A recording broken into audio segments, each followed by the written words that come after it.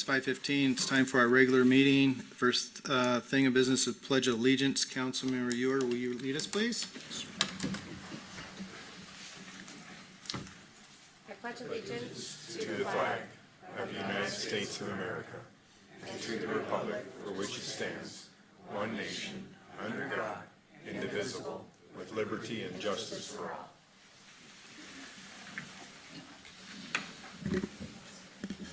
Thank you, Councilmember Ewer. We do have a couple council members that have been excused. We need a motion for that, please. Yeah, I'll make a motion to excuse Councilmember Harold and Councilmember Hornby for tonight's meeting. Second. We have a motion by Councilmember Huffaker and second by Councilmember Ewer to excuse council members Hornby and Harold. Any discussion or comments? All those in favor? Aye. All those opposed? Motion carries. This time, this is a citizen comments period to provide the opportunity for members of the public to address the council on any matter, including the items on the agenda. We do have one public hearing, so if you're here for the public hearing, that'll be done later, that we'll take your comments on. Please, when you recognize, come on up, and we do limit it to your name and address, and we limit it to 3 minutes. So who do we have in the audience that would like to come up and address the city council? Come on up.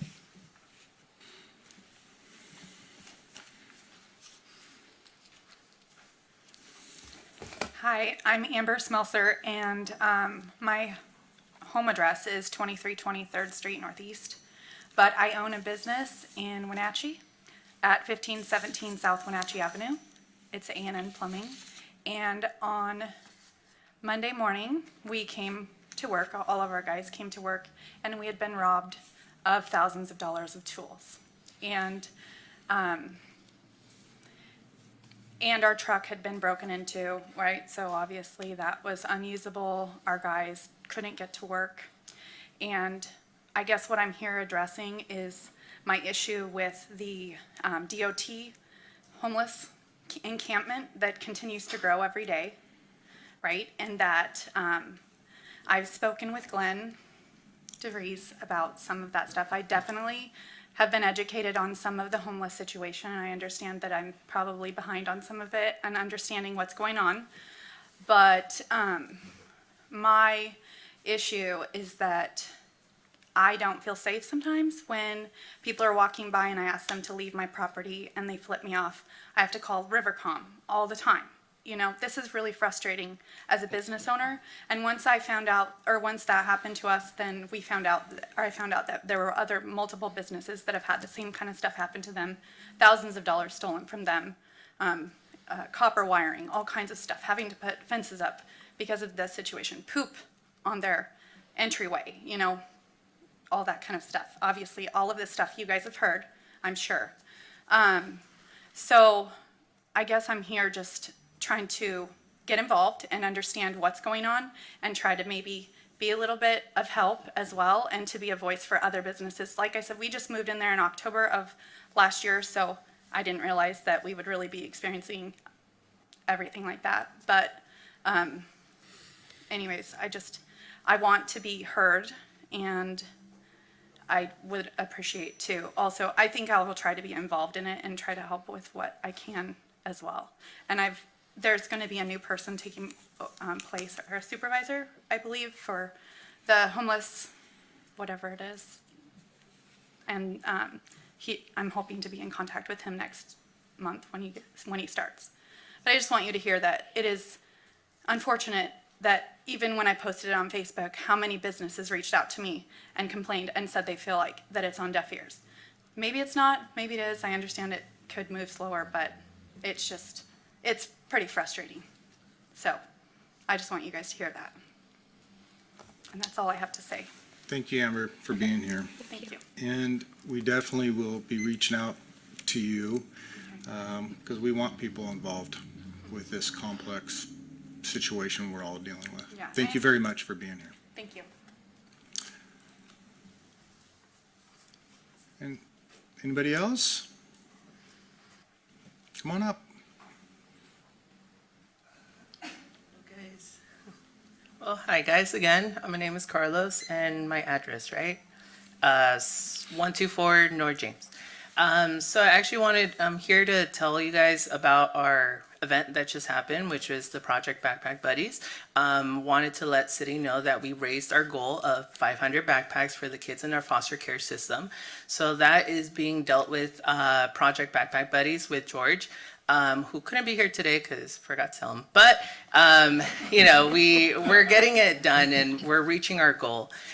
So what's next, at least for the Crepe House or our project, is a Pinnacle Prep takeover. So we are doing a fundraiser with Pinnacle Prep to, we're donating like 30% of our sales to the school to just help it grow and help students, achieve any economic stuff that they need.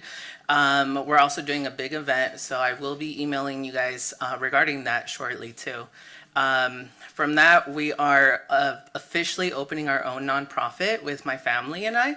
So we are pushing forward with more projects, and I kind of got here late, but I kind of heard about what's happening, and that's another thing that my nonprofit wants to target and work for is, businesses and how to help small businesses grow and continue to, see what we can do as far as our community. Because, one thing affects everything, so, our goal is to, continue helping our kids, helping our small businesses here in the Valley. And yeah, so far we're achieving that thanks to your support, but yeah, we're seeing on to what is next.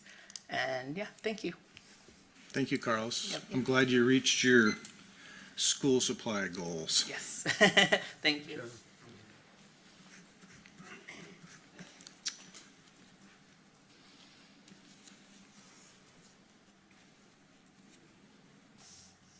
Hi. My name's Denise McBurney. I live at 930 Willariel Road. And I'm here to share that Wenatchee is going to be the focus on the news, Spokane News, right after the Sunday night game on this Sunday. I'll read what I shared on social media this morning. The story about Travis will air on KHQ Spokane News on September 15th on the Help Me Haley segment. They were going to run the interview last night on 9/11, but decided to hold it and wait to air it after the most watched show of the week, Sunday Night Football. And there's even previews about it, and that starts airing on September 14th, Travis's 40th birthday. Thank you for the gift, KHQ. I know he appreciates it. We all do. Okay, so we have 38% more to go in order to get a loft here, which is less than $2,000. And this push to reach more people by KHQ should be the golden ticket that we need to get them here before the snow comes again. I wanted to come and I'll just read that. My first appearance at City Council was on Travis's 39th birthday, September 14th of last year. I have made many requests to meet with you since then, and we are all well aware of that. To this date, no one from City Council has made any attempt to contact me in regards to this request. Chief Crown even quit responding to me. For a year, I wanted to talk with you all and review what has happened throughout this case, because if you don't know, how can you fix it? But unfortunately, that hasn't happened yet. Now others are asking questions that I will answer truthfully based on my experience.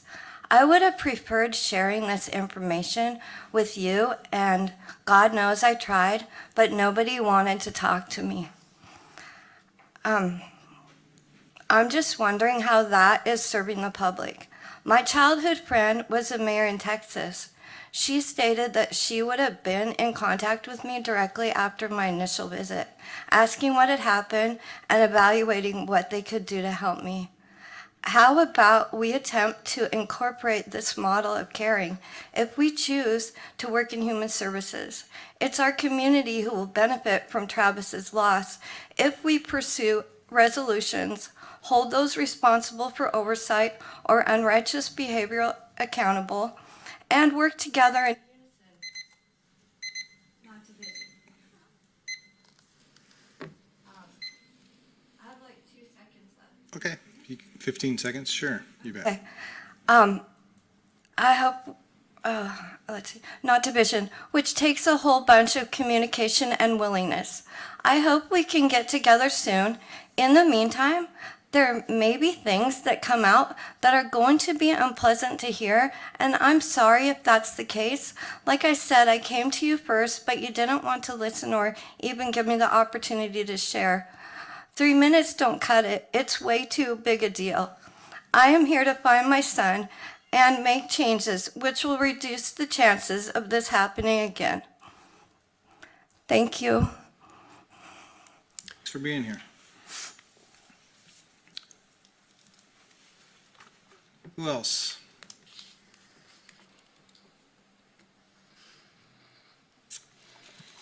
I see one more person.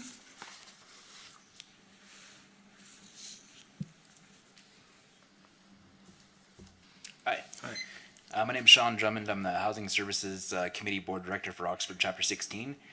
And I just wanted to get some feedback and get in touch with somebody from the city to find out what we can do about the homeless issue and ways that Oxford could maybe help that assist along with the way to the solution on that. I know it's a pending issue that everybody's been seeing and dealing with, and we're just trying to find a way to combat it. And to I've been working with the Drug and Alcohol Center and with the Lighthouse Administration, and we're just kind of looking for, I guess we're trying to ask questions and maybe get the council's feedback and ways that we can maybe mold around your guys' plans to maybe assist or better help that. And I guess today we're just kind of seeking advice, counsel, or any sort of direction that we can help in assisting that. That's pretty much all I got. Yeah, if, Glenn, do you mind getting his information? Make sure we have information on it, and we will reach out and give you quite a few opportunities. Perfect, thank you. So, yeah, and you're from the Oxford House, you said? Yeah, I'm Yeah. the Housing Services. Yeah, Committee Housing Board Services, Director. yeah, all right, thank you for being here. Thank you. Anybody else?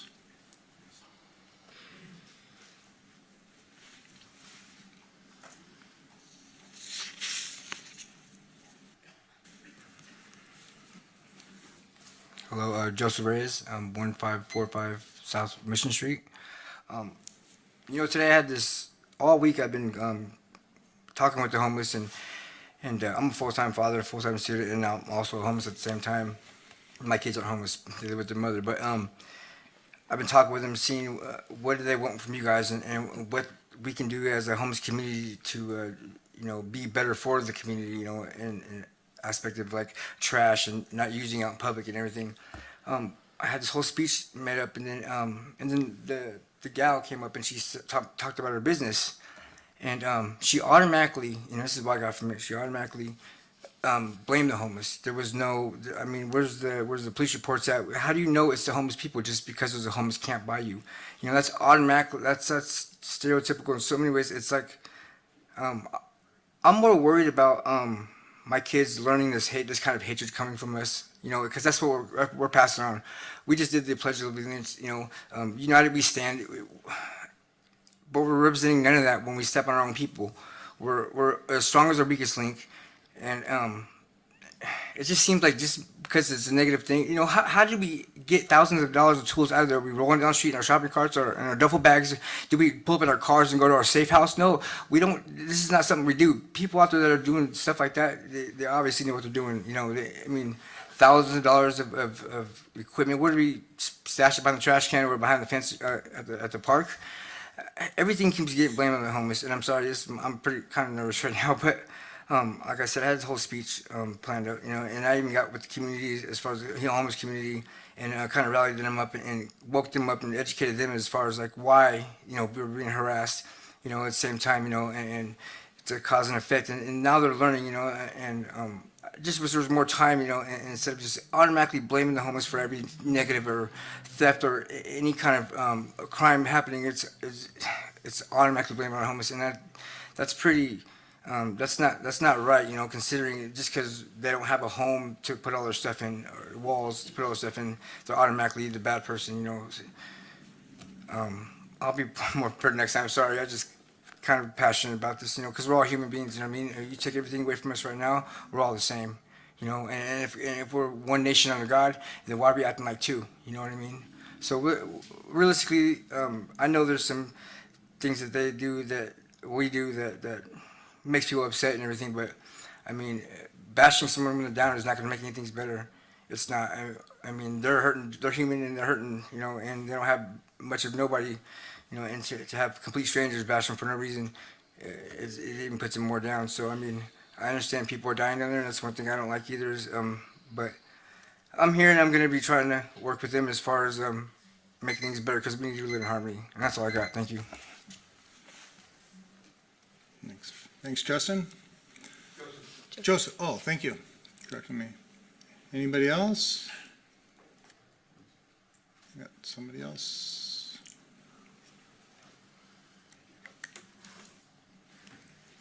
Joseph. Name's Glenn Wilson, and I'm homeless. I want to address a few things. First thing, we're going to need a tent city to keep these homeless people safe and warm. The winter months are coming, and it's going to be a bad one. My knees are telling me right now. I got titanium knees, so. Okay, the garbage situation, they tell you they're going to pick it up on a certain day. They don't pick it up on a certain day. It'll be a week later. I experienced it because I ran a tent city by the Salvation Army for 10 months. So I know what I'm talking about. Okay, it's mentally abusing, man. To be packed up every day, 24 hours, move your stuff. You know what I mean? We can go to your house, lay a bunch of sleeping bags on the sidewalk, and there ain't a damn thing you can do about it. We just want a safe place. I'll run the show and keep it like that. You understand? That way the garbage is taken care of. I can get people to pick up garbage in the streets and needles in the park so the kids don't touch it. Simple things like this. It's hard, man, when you got to sleep with one eye open. You understand? It's hard, man. That's all I got to say. A safe park for the homeless would be awesome. New tent city would be awesome. And you can call me, I'll run the show. You just sit back and enjoy the victory. Have a good day. Anybody else?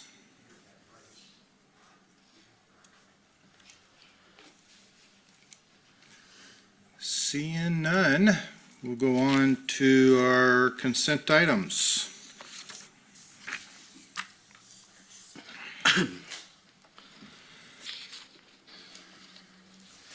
Your Honor, I'll make a motion to approve the agenda, vouchers, and minutes from the previous meetings, and a motion to accept the work performed by the contractor KRCI LLC on City Project 1905-2, and authorize the city administrator's signature on the final contract voucher.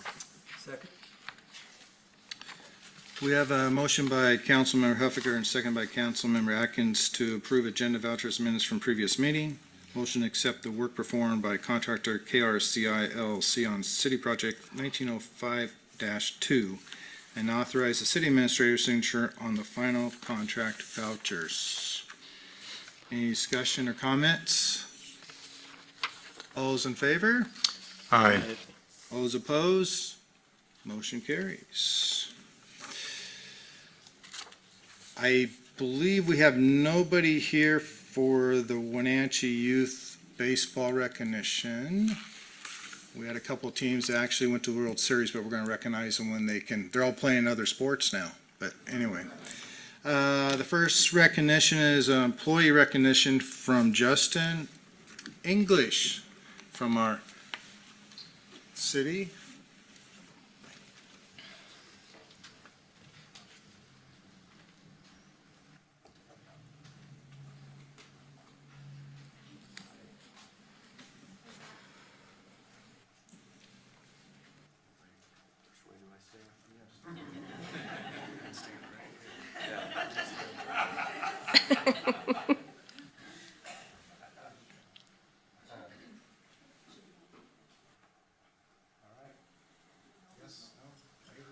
I'll talk in a second.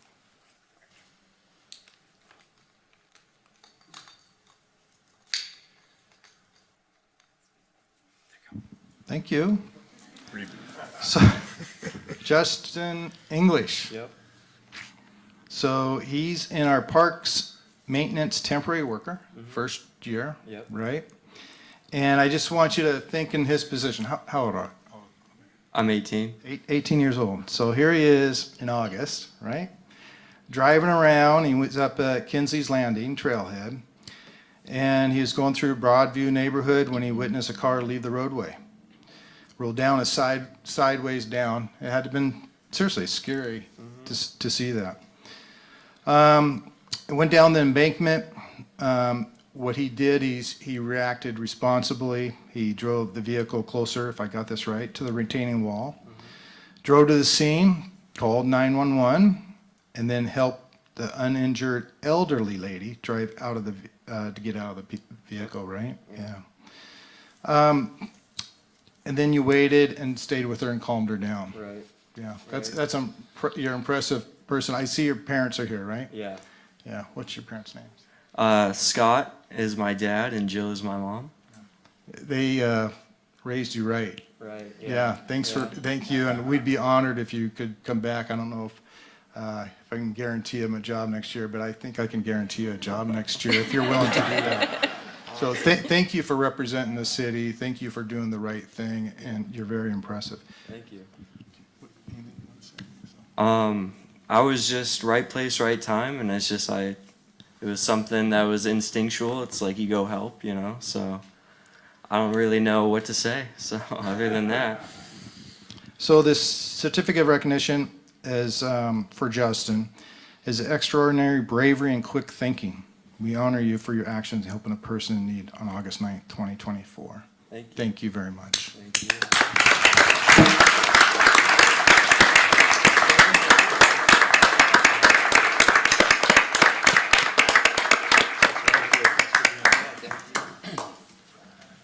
Fantastic job.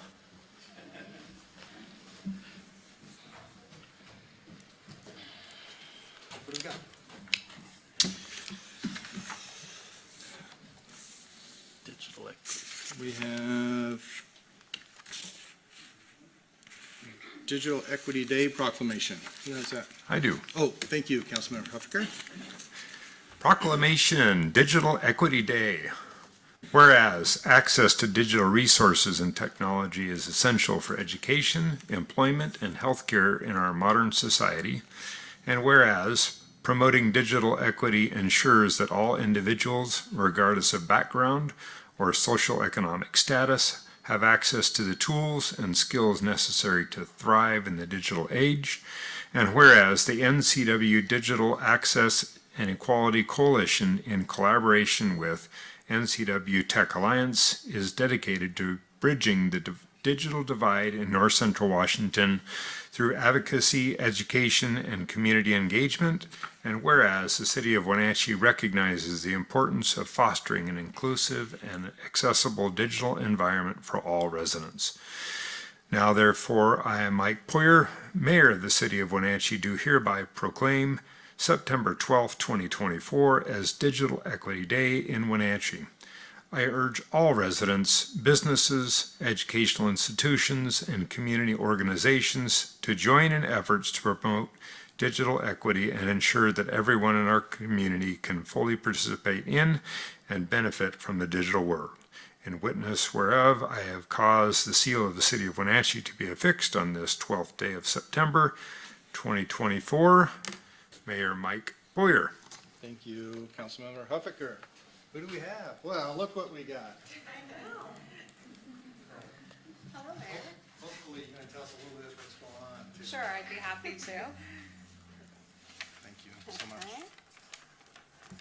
Oh, I can talk through perfect. the side here. Good afternoon, Mayor and City Council. My name is Jenny Rojanasatian. I'm the Director of Entrepreneurship for NCW Tech Alliance, and alongside Sarah Sanford, our Director of Operations. At NCW Tech Alliance, we're a 501c3 nonprofit, and our mission is to bring people and technology resources together to enable a thriving community. Thank you for the support of the proclamation, and Councilmember Huffaker read through kind of why that's important, but I want to share just a few stats. In Chelan County specifically, 19% of our households are without internet access, and 22% are without a laptop or desktop computer. We believe that access to these tools isn't just about getting online, but it's about connecting to opportunities from healthcare and education to employment and entrepreneurship, which is why the City of Wenatchee's support for digital equity is incredibly important. So thank you so much for your support tonight. What do you got? We've got a little sign for you. Yeah. We're swapping proclamations. If we could take a photo with you, Mayor, and if Councilmember Rojanasatian, my husband, would join for the photo, Yes, thank you. that would be great. Come on, Mayor Pro Tem. Special treatment. I was hoping she was going to ask one of us. Why didn't he read?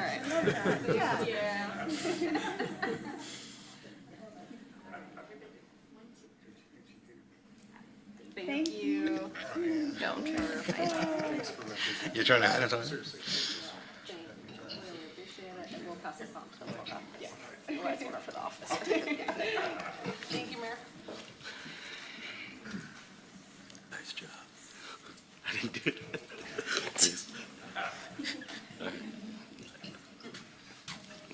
You were in the right place at the right time. We have one more proclamation, National Recovery Month. Councilmember Cuevas. Yes, Your Honor. Proclamation National Recovery Month. Whereas recovery from mental and substance use disorders, including co-occurring disorders, is an essential part of health and one's overall wellness. And whereas treatment and recovery services for mental and substance use disorders and co-occurring disorders is effective, and people can and do recover in our area and around the nation. And whereas addressing and overcoming mental and substance use disorders and co-occurring disorders is essential to achieving healthy lifestyles, both physically and emotionally. And whereas we must encourage relatives and friends of the people with mental and substance use disorders and co-occurring disorders to implement preventive measures, recognize the signs of a problem, and encourage those in need of help to seek appropriate treatment and recovery support services.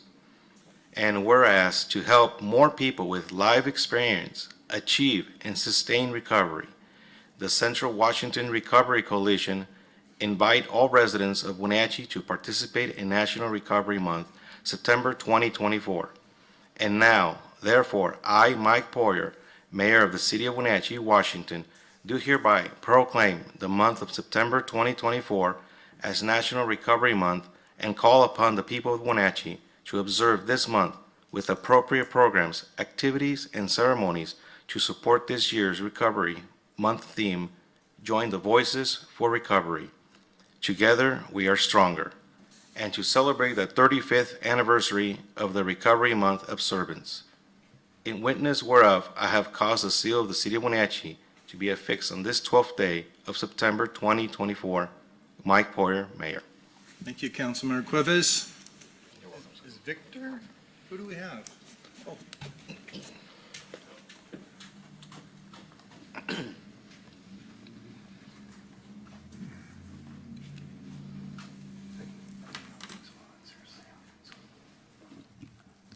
Is this working? Oh, perfect. Great.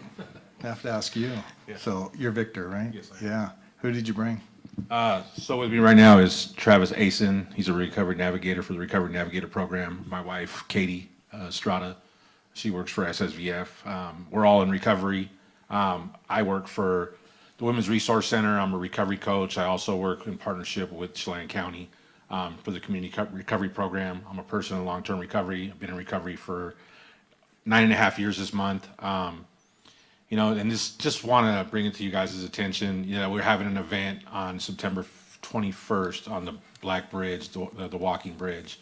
It's called Hands Across the Bridge, and what it is to show people in the community that recovery is possible. You know, and something that we avoid a lot in the community is that there's a drug problem, right? But there is also a solution.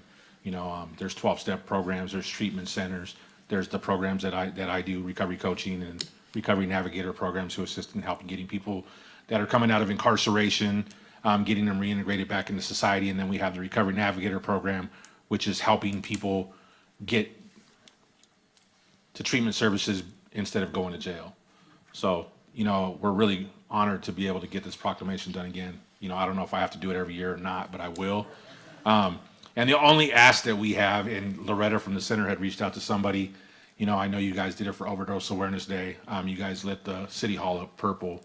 If you could do it for the rest of the month of September, because that is the color of Recovery Month is purple. So if you guys can do that, we'd appreciate it. Thank you. Thank you. Thank you, seriously. Thanks for, it's one of the million things the tools that we're trying to do, right? And you're a big piece of it, so this is important for you guys to be here. So thank you very much. And yes, you'll have to do it every year. Okay, awesome. So, I'll do it. I have no thank you problem. so much. I Thank you. appreciate it. Okay. Bye-bye. Thank you. Thanks.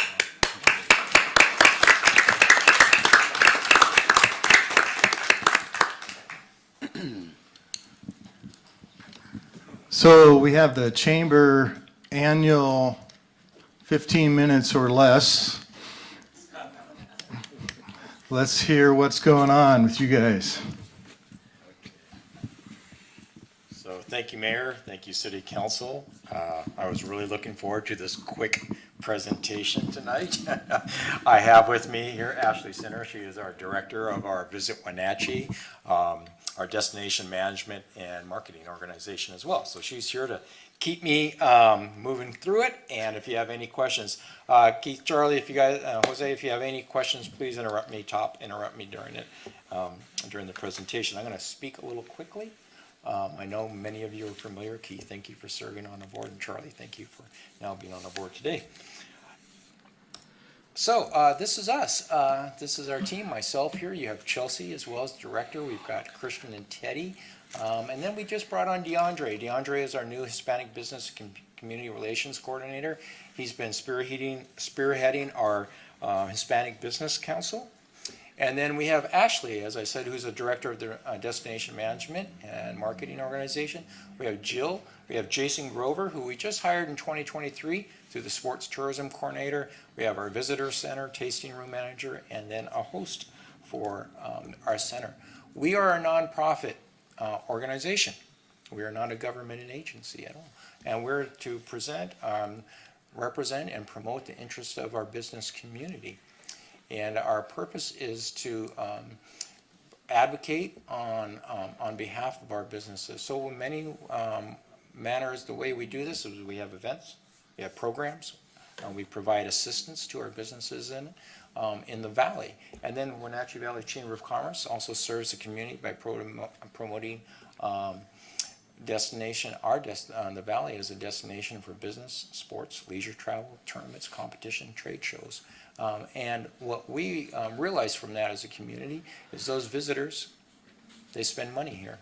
They frequent our hotels, they stay at our restaurant or eat at our restaurants. They bring job opportunities as well. So it's a very important part of the economic development activities here in this community. Our mission is to champion the quality of life and economic vitality through collaborative leadership. And I wanted to press on this, really our core values as we champion this community. We talk about really people matter most. You got to have a servant's heart. You better love the work because there's a lot of work, and you serve the people, and you're doing it for the right reason, and you're doing it at the right time, and you have to have an abundance mentality. The guiding principle, so business, it's an essential element of the community. In order to have a healthy community, you have to have a healthy business community. It's really important to have a strong community is you bring together the interests of the residents, businesses, and the government, educators, and nonprofits all together. We have a regional approach at this chamber. We have businesses that are actually located in Chelan, Eniat, Cashmere, up in Leavenworth as well. So we are the Wenatchee Valley, but we have from all over the region. And then we are determined to advocate for businesses to add value to our members. Who are our members? Back in the end of 2003, we had approximately 603 business members. As you can see, many of them are business and professional services, a number of nonprofits. We have the restaurant industry, and we have a lot of construction service companies as well as members. So we have a wide breadth of businesses, everybody from very large businesses like the PUD, Confluence, CMI, Stamelt, to entrepreneurs and startups. And many of our, I'd say about 78% of our business members are about 10 or less employees. They're generally less than $5 million in sales. And that you will see across the country, that much of your business community is really small businesses as well. And we reflect that as well here in Wenatchee. Visit Wenatchee. That is our destination marketing and management brand for the Valley to promote tourism here in Wenatchee Valley. We're targeting wanderlust audiences visiting or living in our valley. And I wanted to stress one part in this, as you're looking at this slide, we really want people to capture the love that the local residents have for our valley. As we talk about tourism, it's responsible tourism, and we promote that here in the valley. At Visit Wenatchee, we spent about $239,000 on advertising, almost 82 million impressions. Impressions are awareness. You can see in the the graph to the right, a lot of those impressions were through the billboards. And billboards, if I was thinking about this the other night, when you're an elected official and you're running for office, there's a reason why you have your billboards. There's a reason why you have your signs. You're creating awareness, name recognition. Billboards are very, very important for creating awareness, and these are a big part of what we do. These are some of the billboards you'll see. I see them when I'm in Seattle often.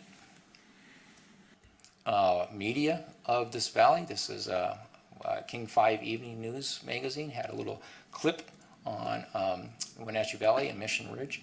Social media is extremely important. Facebook, Instagram are really important to get the younger, those that use social media to learn about our valley itself.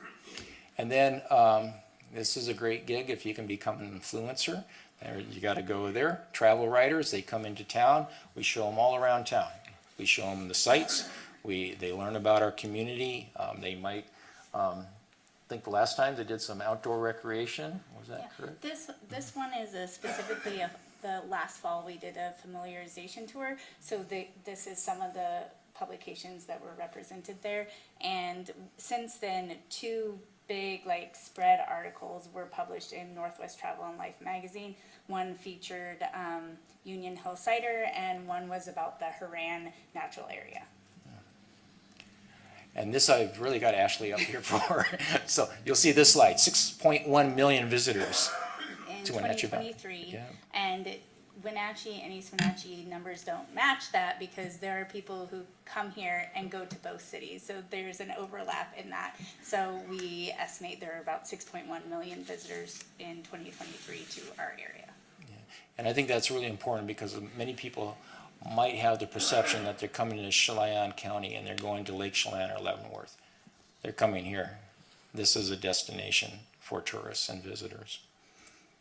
Hotel occupancy, we have a contractual obligation to help with and assist the hotelers really have a strong occupancy rate of 60% or greater. Last year it was 62%. Demand was about 444,000 rooms were occupied. That's an increase of 6.5%. That number is room nights sold, and we started tracking that last year because occupancy has stayed the same, around 60% for the last decade or more, but we've had a greater supply with new hotels coming in and more room nights, and so now we're tracking demand to show the difference in that number. So instead of just looking, well, we're about 60%, we can see the increase in the actual room nights sold by tracking demand. That's kind of tracking for the past couple of years in '22 and '23. And then we talked about, we hired Jason Grover, his new position is sports tourism. We updated the Wenatchee Valley Sportscom website. That really needed, I think the last time I saw anything on that was like 2016 when I looked at it, before Jason came on board. And he's doing a great job meeting monthly with sports industry stakeholders, facilities, and hotelers. He's doing a wonderful job. We have our tasting room. We're trying to have a sustainable tasting room. So we're looking at our bottle sales, our merchandise sales as well. And this is what we had 20 events in 2023. I didn't see any of you at Mrs. Roper Night. That's the middle picture there, if you remember Mrs. Roper. I think we have a bigger Roper Night coming on Next weekend. next weekend. So you'll see individuals walking around in Kafkans, that's it, yes. We had a Lego building night, painting night. You drink wine and you paint the person across from you. That's always a great marriage exercise, shrinky-dink as well. So we're active over there. We're really busy. A really important part of the chamber is the advocacy. We had 10 policies that we focused on in 2013. The one we took out this year in 2024 was COVID-19. But that's really what we focus on, because we have a lobbyist, Bruce Beckett, who's now retiring, and this gives him that roadmap. So when he's in Olympia, he knows what are the issues of the valley and of the chamber itself. We're very involved in the community. We've had the pleasure of serving on a number of committees there, and we continue to attend a lot of meetings. So it's a pleasure to be at these meetings and be a voice and participate. Coffee and Commerce, sorry, Mike, I don't have you. This is the former mayor and Mayor Shara Lee. But this year in 2024, we had such a popular mayor this year that we had it in the city council for the state of the cities. We had about 90 people, I think, at that one. So that was a great turnout. We had your legislative wrap-up. So in that picture to the left, you see our lobbyists. We had Mike Steele, Keith Gaynor, and Senator Hawkins, and they just shared about the legislator there, and the state of tourism we had as well. Hispanic Business Council, and thank you, Jose, for really taking an interest in the Hispanic Business Council. I appreciate you attending that council. That said a lot, just being It's there. an honor, sir. Yeah, thank you. Lair Terraza, this was the previous year, a picture of Lair Terraza downtown. This time, Lair Terraza was also downtown. They had a new location, and I believe we estimate about 2,000 people attended that event. So that was a terrific event for the Hispanic Business Council itself. We have 1 million cups once a month. We showcase entrepreneurs. Carlos, there's a crepe house. We had a ribbon cutting for Carlos. That was a lot of fun. We do a business after hours. Those are our networking groups. We can have anywhere from 60 to 100 people at our networking events once a month. And then we have political forums in partnership with Wenatchee World. And this was the Wenatchee School Board meeting that we had at Pybus. And I think Travis is in here, but Travis and his team was very helpful in that one. Community leadership class, that is, I hate to ask you, Chelsea, but how many years? This is our 22nd? Second. 22nd. And Mayor Crawford, she led it for 20. Chelsea took over last year, and it was a great success. We're starting our second one, and it's really a wonderful pipeline for new leaders. It's been looked at by other organizations as well here in the community and how they can work with us on this program. But it's a great pipeline to learn about your community. And then we started late last year the Mindful Leadership class with Dr. Stu Freed. It's a great class. We've had great success with this, and it's teaching your key employees, your leaders in your business, your organization, how do you interact now with almost 5 different generations in the workforce you can have on your team? How do you deal with people that come from different backgrounds, different perspectives? It can be stressful. How do you create a collaborative team? How do you motivate them? So this class has been just a real game changer for a lot of organizations and companies in our community. So we're really pleased to have started this one. I think I wrapped that up quickly. Okay. Any questions? You all know us. So, okay. Well, thank you. Thank you for giving us the opportunity to speak. You Thank mentioned you for everything you Wednesday. do for the valley. Yeah, Yeah, thank you. What's the cups million? 1 million cup- cups. yeah, 1 million cups. Yeah. 1 million cups is a Wednesday morning where we have in our location where entrepreneurs, startups can share about their business. I think they speak maybe about 5-6 minutes. And then we have a really wide, large audience of specialists, experts that can share and ask them questions, because sometimes entrepreneurs, when they start a business, they don't even know the questions to ask. You don't know the questions to ask if you don't know the questions. So it's an opportunity for them to hear guidance, advice, to hear from others, to say, hey, you need to be aware of this. Where are you locating? Location, location, location. What are the issues that you're dealing with? And so it's just an opportunity for them to present their businesses to our business community. Do you connect with I saw a little bit like the schools, but do you connect with the college also? You guys with outreach with the college campus and get involved with that? I was curious. There is a growing opportunity with Dr. Harris and the college. He's done a great job of trying to bring in the business community. We know that the trades are really something that our business community is saying, hey, if we can have the college look at the trades, the professional services, Dr. Harrison is very open to that. Yeah. Good question. Any other questions? Thank you Okay. for your time. Thank you.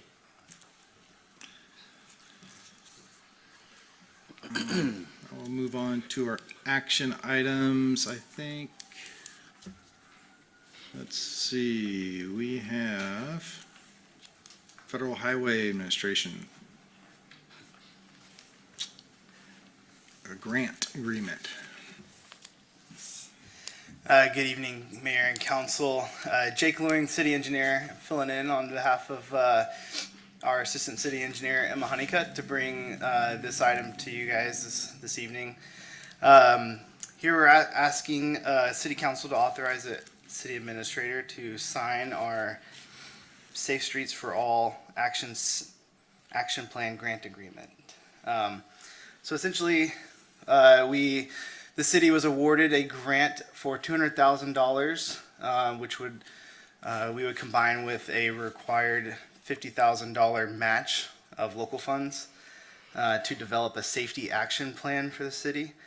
This is a comprehensive strategy really focused in on creating a plan to address serious injury or fatality crashes or concerns in the city. And so it helps us this plan would ultimately identify and prioritize capital projects that are needed to really, with a target zero approach, to eliminate all serious fatality or serious injury or fatalities in the city. And so this plan would also build upon a lot of existing planning efforts that we already have underway, our local road safety plan, our pedestrian master plan, urban area comprehensive plan, and really create a plan that's sort of overarching over all those.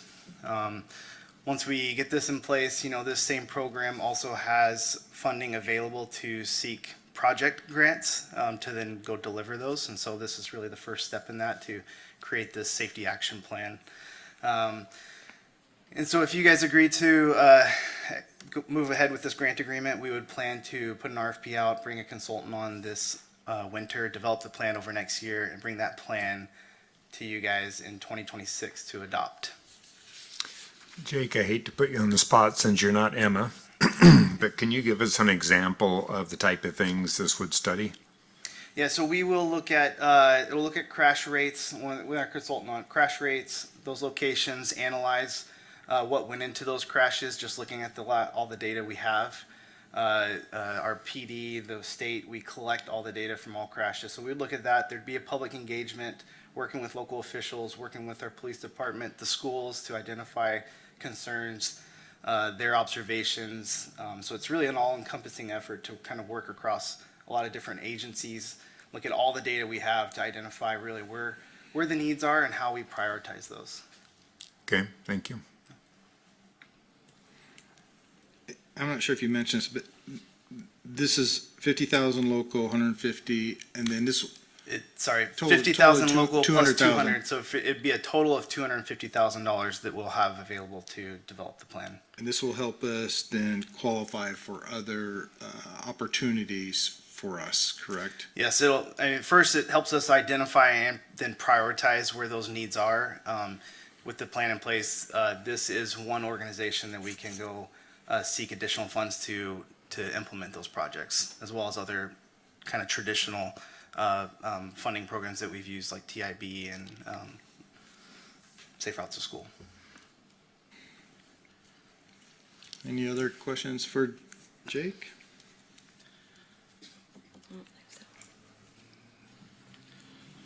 Your Honor, I'll make a motion for City Council to authorize the city administrator to sign the Safe Streets for All Safety Action Plan grant agreement with the Federal Highway Administration.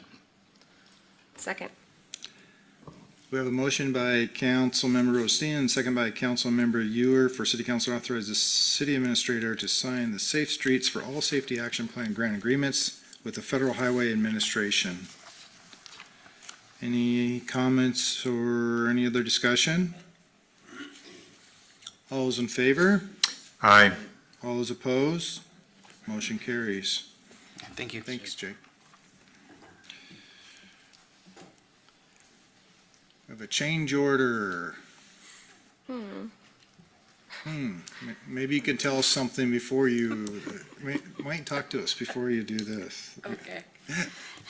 Good evening, Council and Mayor. I'm limping tonight because I had a rough pickleball game yesterday. My medic tells me I will make a recovery. It may not be speedy, but I will recover and get back out hiking before the larches lose their needles. So Thanks for being here. thank you for having me. I'm here tonight to ask for a change order approval, change order number 5 for the city project known as 2107, which is the Broadview Improvements Project, and ask for you to authorize the mayor's signature on that change order. But first, a little bit of background. The Broadview Improvements Project included a stormwater and sewer extension in the Broadview neighborhood, and that work has been done by Strider Construction. They were awarded the project on December 13th for $2,375,000 and some change, and they were given their notice to proceed on April 1st. That project has moved along very nicely. However, part of this change order is that they are asking for additional working days of 10 working days so they can allow for final substantial completion of the items. During construction, however, they discovered that the road bed in the Broadhurst Place and the Maiden Lane was not in as good a condition as we had thought when we engineered and designed the project. And when they went to work in the street for the utilities and trenching, they realized that there was not enough bedding to rebuild the road as we had designed it with minimal coverage. And that required them to do a more substantial bedding with gravel and excavation to make sure that that road holds up to the paving taking place. And so this work is addressing that and asking for $91,994.36 to pay them for the work to basically rebuild that crushed surface with base course in place and select borrow. And then lastly, there's an automatic transfer switch that the lift station generator is set up for, and that had to be bypassed because it's on back order and that part hasn't arrived yet. And so that's another part of this change order to keep it installed to keep the project on track. Right now we anticipate that will be installed with this project when it comes in, but we do not have a shipping date on that particular product just yet. Otherwise, we are about to wrap up this project. The rest of the construction has been complete. I'm happy to answer questions about the project or any other work that Strider has done for us out there. We really don't know what's underneath until we dig it up, I guess, right? So this is just not the condition that we thought it would be. And then they dig it up and then all of a sudden the soils, we got issues, right? Is that kind of? Yeah, the Broadview neighborhood in itself is actually 10 developments. Okay. If you follow the phases over time that has taken place. And the city didn't have as robust city standards for rebuilding our roads as we do today, like our projects come forth with now when they're new. And so when we do these retrofit projects, this is one of those things that sometimes we find, hopefully we don't find, but In some cases, we do.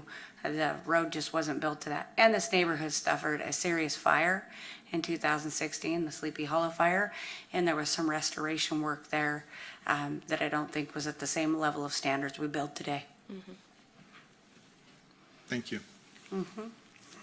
I remember you mentioning this as a possibility when you guys started the project, so it doesn't come at a huge surprise, but Yes, we went to finance back at the end of July, and then I was going to come to the August meeting, but it was postponed, so we had discussed the same concerns with our finance committee. Any other questions for Darcy? Your Honor, I'll make a motion for City Council to approve change order number 5 for City Project number 2107 Broadview Improvements Project and authorize the mayor's signature on the change order for Strider Construction's work in the amount of $91,994.36. Second? We have a motion by Councilmember Ewer and second by Councilmember Atkinson for City Council to approve change order number 5 for City Project number 2107 Broadview Improvement Project and authorize the mayor's signature on the change order for Strider Construction's work in the amount of $91,994.36. Any other comments or discussion? Hearing none, all those in favor? Aye. All those opposed?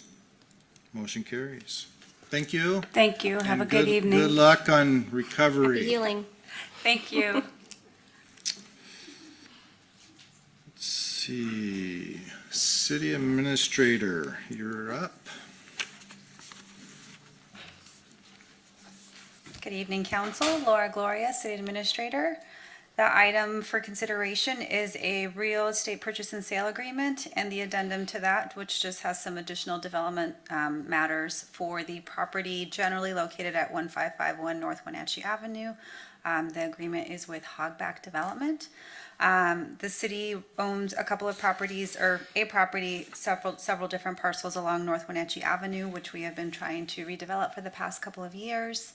The city has been working with a real estate broker to advertise those properties and has been negotiating with Hogback Development for this roughly one acre property.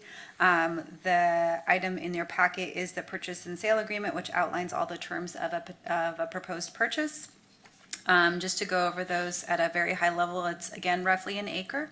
It's $23.50 a square foot for a little over $1 million purchase price.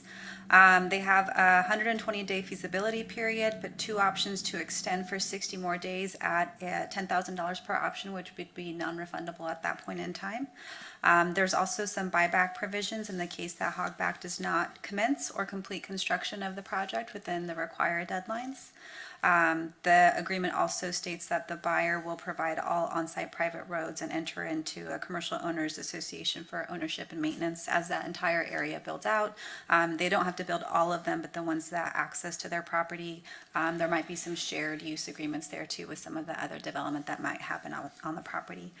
Hogback Development has a wide development portfolio, so they have developed hotels as well as other products such as Five Guys, The Habit, Jersey Mike's, Panera, Starbucks. So again, these are pretty well-known brands.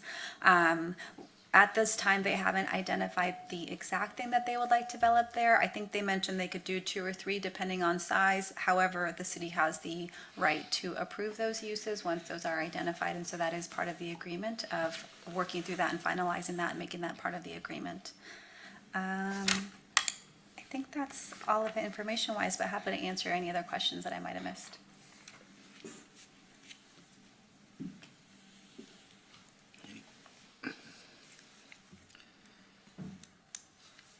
Any other questions? I have a little yay. I'm glad it's here. I didn't want to celebrate too prematurely. No, I gotta wait for about 1 minute, hopefully. Yeah. We'll see what the city council decides. Your Honor, I'll make a motion for the City Council to approve the commercial and investment real estate purchase and sale agreement and addendum to purchase and sale agreement between Hogback Development Company, LLC, and the City of Wenatchee for the property generally located at 1551 North Wenatchee Avenue and authorize the city administrator's signature. Second. Ooh, tie. Motion by Councilmember Heffiker and second by Councilmember Cuevas for the City Council to approve the commercial investment real estate purchase and sale agreement and addendum to purchase and sale agreement between Hogback Development Company, Limited Liability Corporation, and the City of Wenatchee for their property generally located at 1551 North Wenatchee Avenue, and authorize the city administrator's signature. Any comments or discussion? I say yay now? No, not quite. All those in favor? Aye. All those opposed? Motion carries. Cue the yay. Yay! Thank you so much. Obviously, we've been working on this for quite a while, so this is gonna bring more and more excitement there, so. Sorry. You're not Mr. Nelson, you're I apologize, you're stuck with me again. Yeah. I am not Senior Project Engineer Donald Nelson. Walk it off.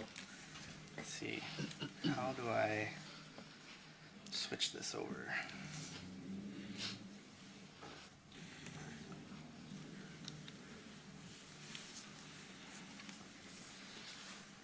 Maybe we'll all stand up for it. I'll stand up for a minute here. This won't be long. Charlie's got a cramp, so I'll stretch with him. Now he's making us all. Thanks, sir. Councilmember Atkinson got so excited about this purchase property. This one, yep.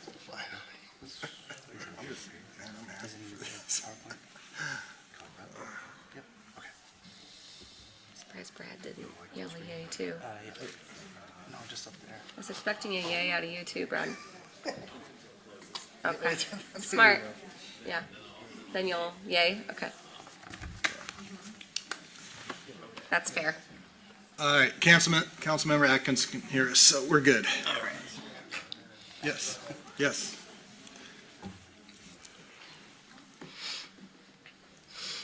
Go ahead, Jake.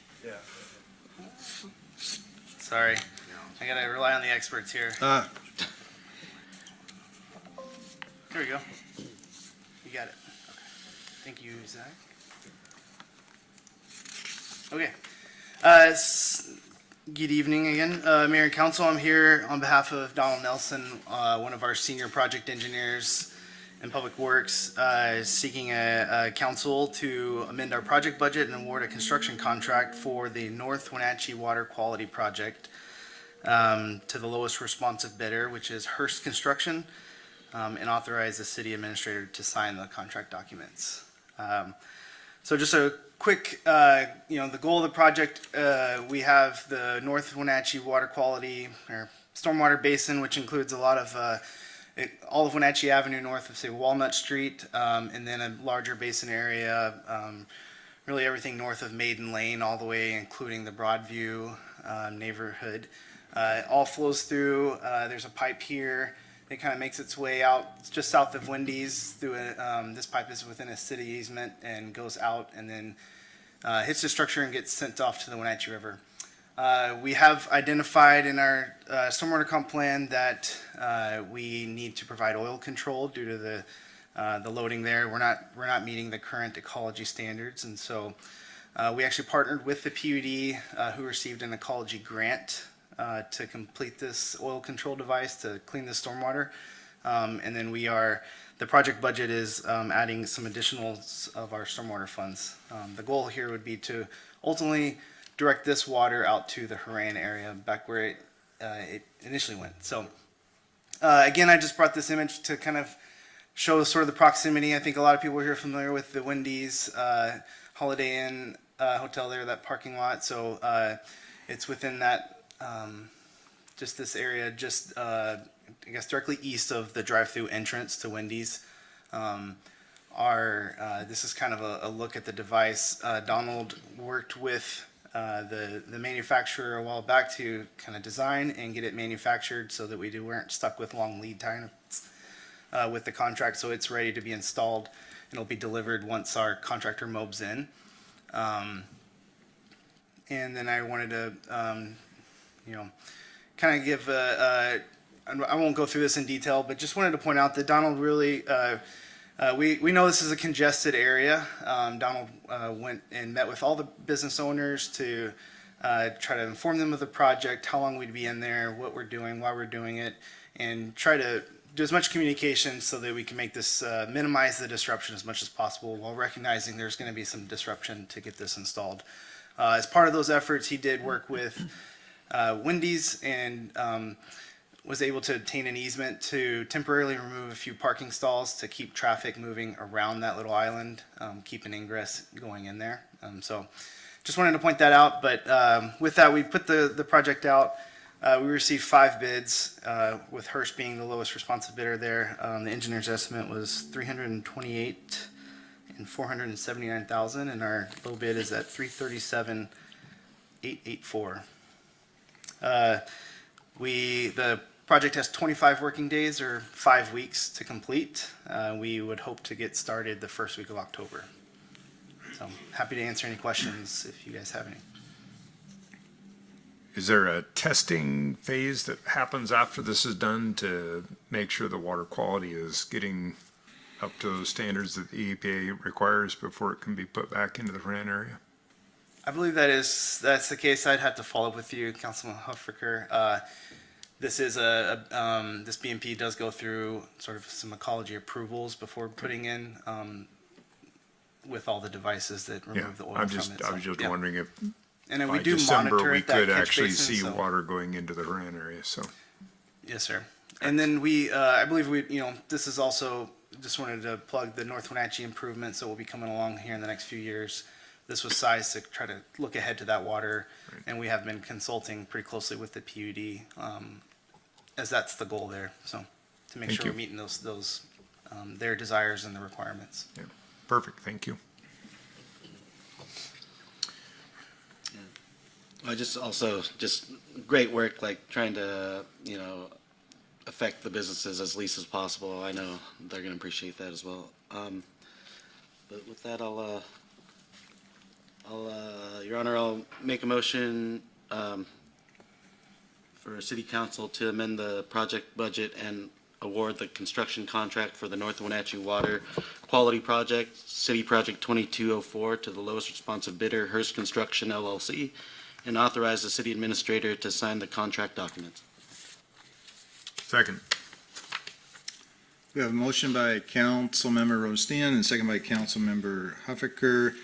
Requested for City Council to amend the project budget and award the construction contract for the North Wenatchee Water Quality Project, City Project 2204, to the lowest responsible bidder, Hearst Construction LLC, and authorize the city administrator to sign the contract documents. Any other discussion or comments? All those in favor? Aye. All those opposed? Motion carries. Thank you. Thank you. Thank you. Mr. Horton. Good evening, Mayor and members of the council. I'm Zach Horton, Project Engineer, City of Wenatchee, Department of Public Works. Give him a second to put this back to the other screen.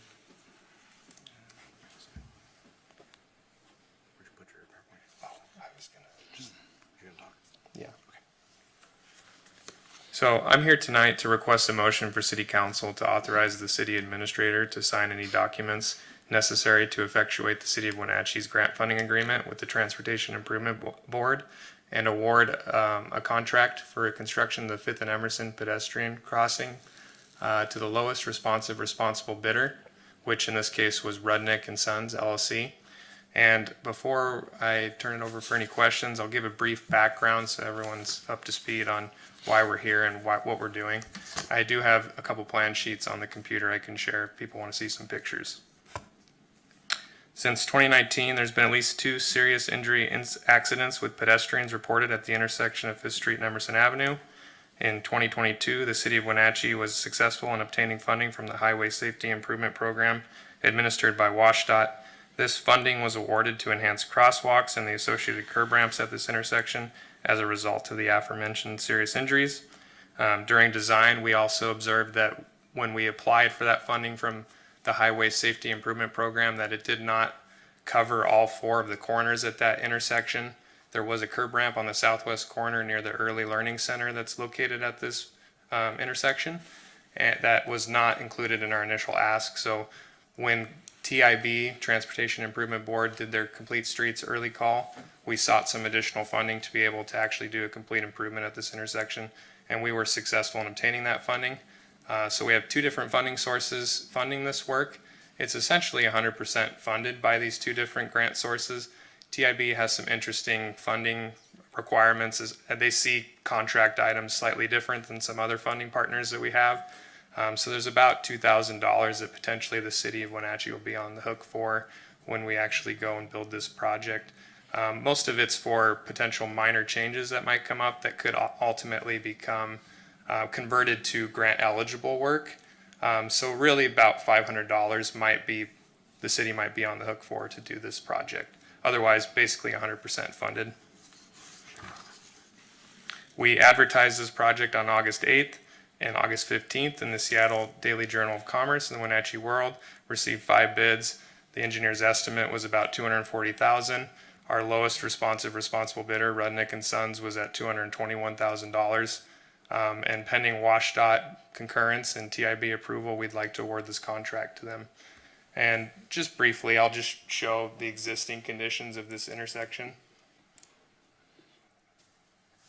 Are we able to, okay. So this is a couple sheets from the plan set. Main point here is these crosswalks are at a skew currently. It's not great for visibility for people driving on this corridor.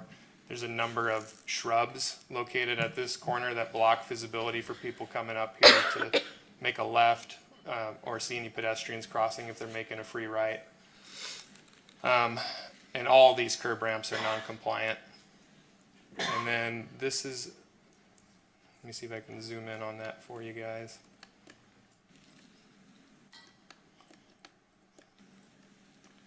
This is ultimately the configuration that will be out there. Essentially, the limits of the sidewalk facilities are about where they were before. We have a lot of steep grades on the Emerson connections there. Fifth Street's also at about a 5% grade. So a little bit challenging to actually try to get all those ramps to be compliant. And one of the main features of this project is that we'll be putting in this pedestrian actuated rapid flashing beacon here for the Fifth Street crossing, and removing a bunch of those trees here that are causing visibility constraints for motorists. So overall, it should be a pretty great safety improvement, especially with the senior living facility here, Garden Terrace on the northwest corner. And with that, I'll turn it over to you guys if you have any specific questions. Actually, I do want to highlight one more thing.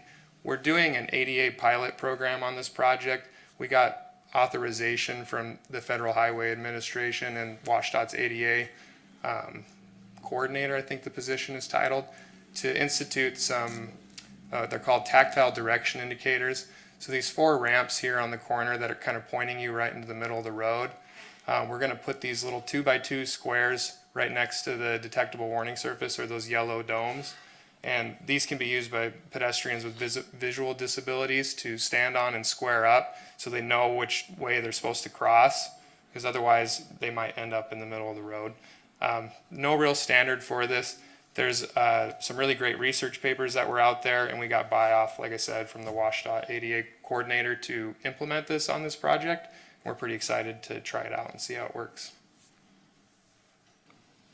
So do people, I mean, do people, of course they do, cross on that would be the west side? There's no crosswalk showing there? No, this is what these little clouded areas are in red here are for the installation of crossing prohibited signs with some arrow placards pointing them to go to the one crossing on 5th over here. Okay. So we'll be officially closing that crossing. Okay. Technically there is one there, but we're able to close one of them if we sign it and make it obvious it's not intended for that use. And having it on the east end of the intersection rather than the west end made sense. The only reason I'm questioning that is because you've got cars that are moving faster as they're coming up that street in that area. So I'm just kind of curious about that. So there's a couple reasons we put it here. For one, it's the original crossing went about here. And 2, with this rapid flashing beacon that we're installing, we're utilizing an existing luminaire pole here to attach to for this side, so it saves a little bit of cost construction-wise for that assembly. So mainly it was already existing in that location, so we just straightened it out so it wasn't at a skew, so people can more easily see pedestrians using the crossing. And then the luminaire pole there was just an opportunity to attach to. So do you know how many cars that allows to queue between the traffic light and this from Chelan Street up to this crosswalk? I don't have a number for you, but there is a pretty significant amount of space there, and it is 2-lane before it merges for a fair bit of distance. Yeah, and that's part of my concern is that's the raceway. You get two people there trying to merge and people are stepping on it trying to get ahead of the other guy. And I think that's part of the problem with this area, people getting hurt, is they're too busy racing each other instead of looking for pedestrians. So that's why I was wondering why that side instead of further up the road. The other thing that comes to mind is if you notice that these intersections are offset from each other here, it's a bit challenging. We'd have to push pretty considerably to the west to install that. And it wasn't really the representation we made to the funding partners when we went to them. So it's not a great lineup for a crosswalk on the west side. No, it's not a great intersection, period. No. Any additional questions? When is this project gonna get started?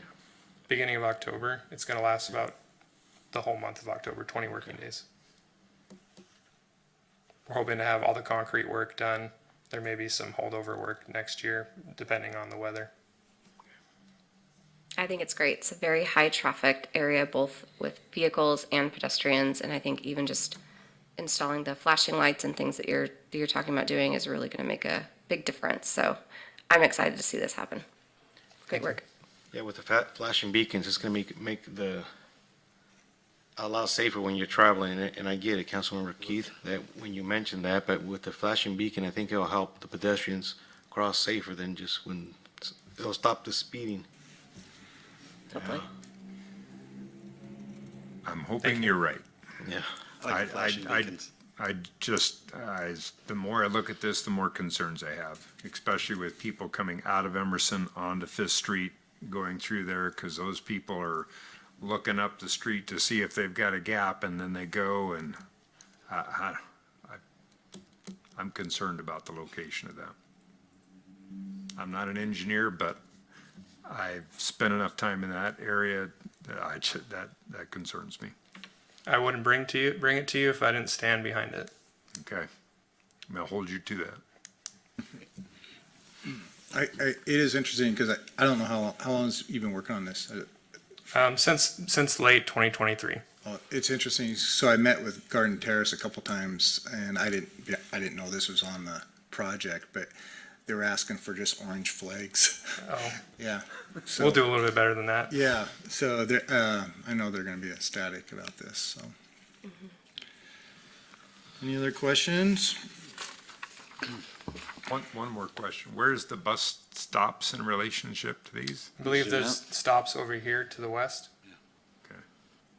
There's a bus pull out near Garden, well, I think that's pick up and drop off for Garden Terrace, but then there's a bus pull out right in front of Safeway. If you're going the other direction, then you got to go across the street, right? Well, there's a twin stop on the other side going east.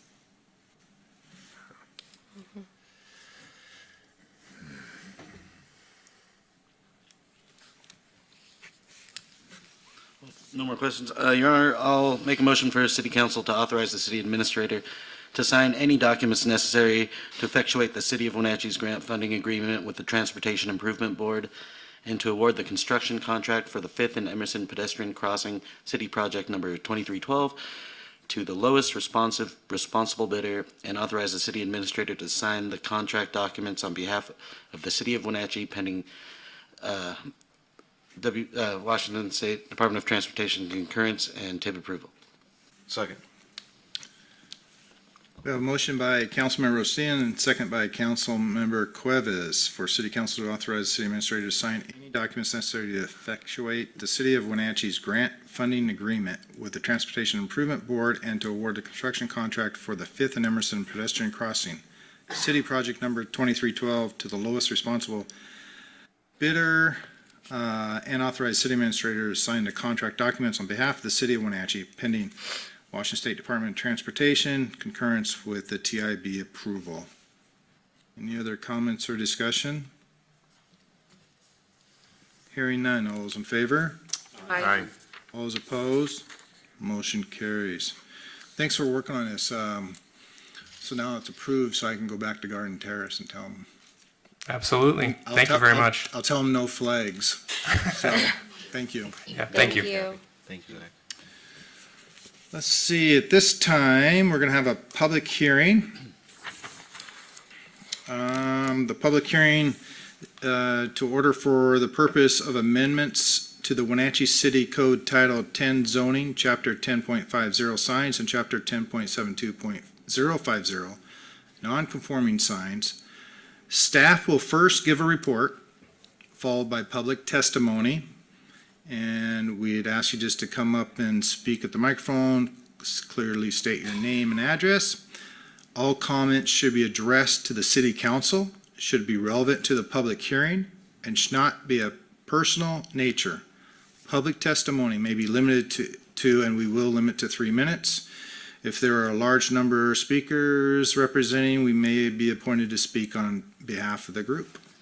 So we have staff first.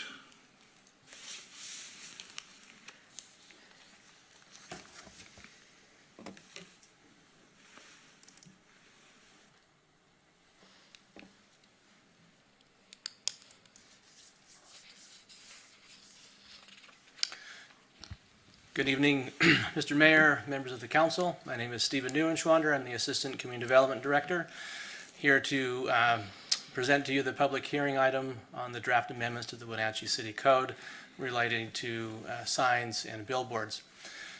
Just a brief history on billboard regulation in the city. The city has for many years, since at least 1988, regulated billboards in a variety of different ways. Throughout the time between 1988 and 2007, the city enacted multiple ordinances regulating billboards as well as moratoriums on new billboards or amendments to those billboards. In 2007, the city enacted an ordinance that precluded or prohibited billboards as a permitted sign type or land use in the city. And since that time, legally existing billboards that were constructed have been identified and regulated as non-conforming signs under the city code. In 2019, the city enacted Ordinance 2019-51, which repealed many of the non-conforming sign section related to billboards and enacted new non-conforming sign standards, which included an amortization period for about 10 years. Beginning in January 2020. This process involved notice to billboard companies, outdoor advertising companies, the public, Planning Commission workshop, public hearing with the Planning Commission as well as the City Council. Once that ordinance was adopted, that was appealed by Outfront Media LLC to the Growth Management Hearings Board, and then the city and Outfront Media began mediation and the discussion of possible ways to resolve the appeal. The two parties, the city and Outfront Media, as I mentioned, began negotiations, and over a period of several years came to an agreement that was signed by the city, or approved by the City Council and signed by the mayor in April of this year. The basic terms of the settlement agreement include Outfront Media agreed to remove certain signs or billboards in the community.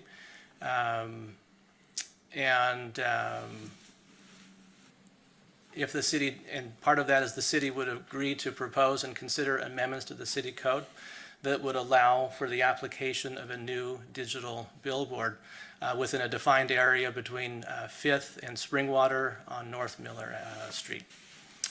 The provisions of the agreement also identify that should the City Council not adopt the amendments, then the City and Outfront Media would return to mediation. If the two parties cannot come to a new agreement, then the matter would return back to the Growth Management Hearings Board to continue the appeal process.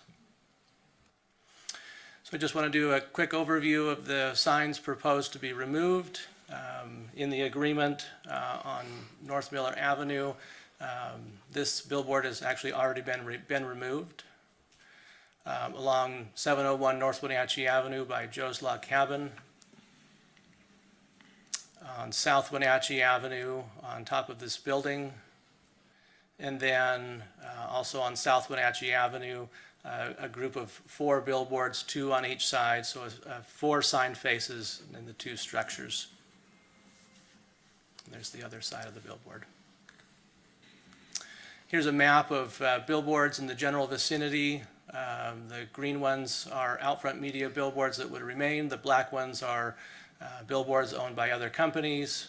The X's are ones that have already been removed. And the green highlight is the National Scenic Byway.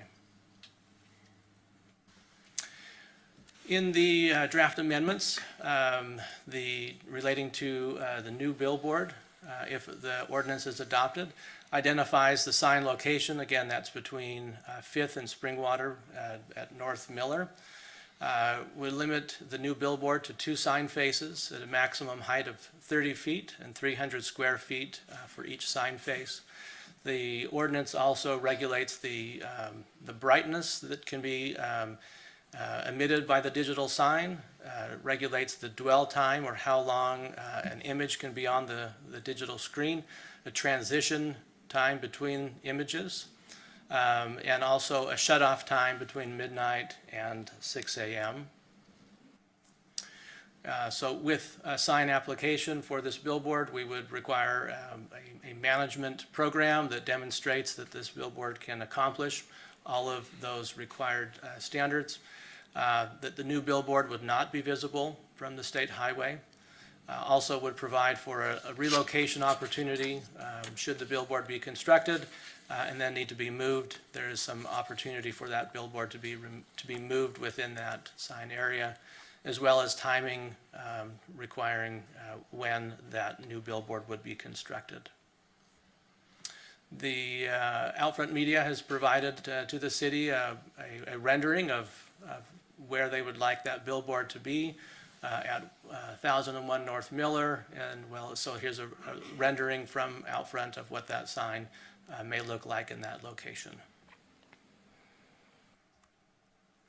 Planning Commission held a public hearing on August 21st and has forwarded a recommendation that the City Council adopt and approve the code amendments as presented. That concludes my presentation, and I'm happy to answer any questions that the council may have.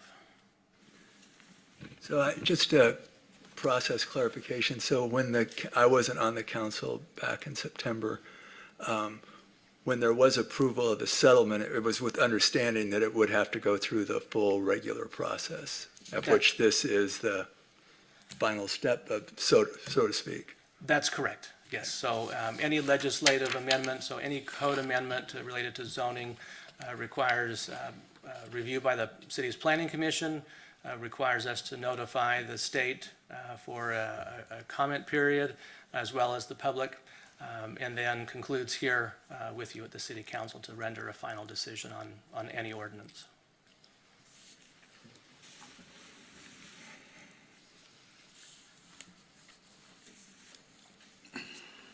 Any other staff regarding this?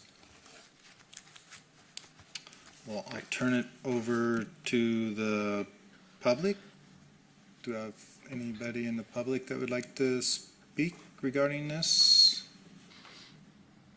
Nobody? Oh, come on up.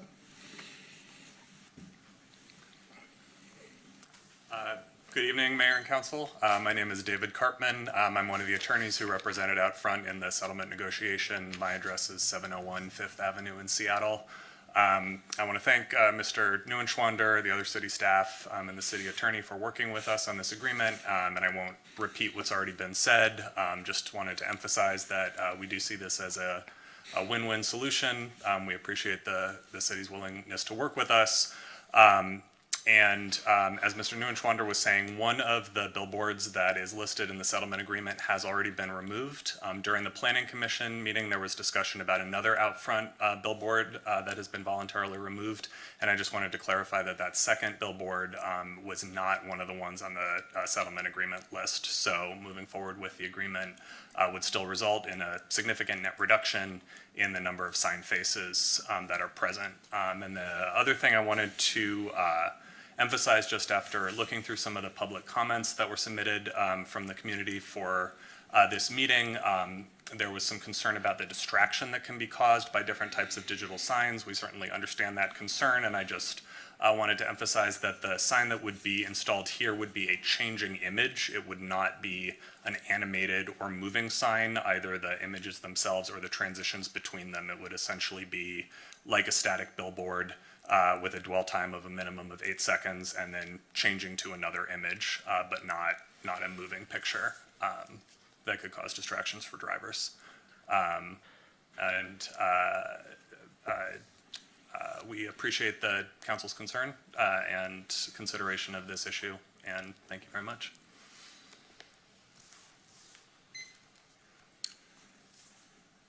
Anybody else that would like to address this public hearing matter? Come on up, sir. Good evening, gentlemen and lady. My name is Russ Spidell, 1031 Grant Street in Wenatchee. Mr. Mayor and City Council members, I'm here to speak in opposition to essentially a compromise of a zoning ordinance that you adopted several years ago. And let's step back and ask why you're here tonight for this proposal. You're here tonight for this proposal because what you enacted several years ago in terms of zoning has been appealed. And the gentleman who just spoke is in favor of that appeal. And the reason you're here tonight, as I understand it, is because through that appeal, we went through the Growth Management Hearings Board. There was mediation that came out of that, and this is the crumbs out of the mediation. But really, if we look back at this, we say, do we want billboards in Wenatchee? My answer is no. And that's my understanding of what the council adopted several years ago. We have an appeal of that. My recommendation to you, my position as one member of the community, is to not accept this and to go back to the zoning ordinance that we adopted years ago and say we really don't want billboards in our community, and we want to move in that direction for the beautification of our city. Thank you very much. Thank you for being here. You're welcome. Anybody else?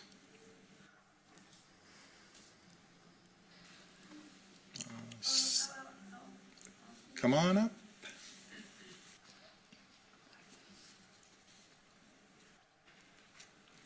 My name is Teresa McFadden. I live at 300 South Elliott, unit number 22.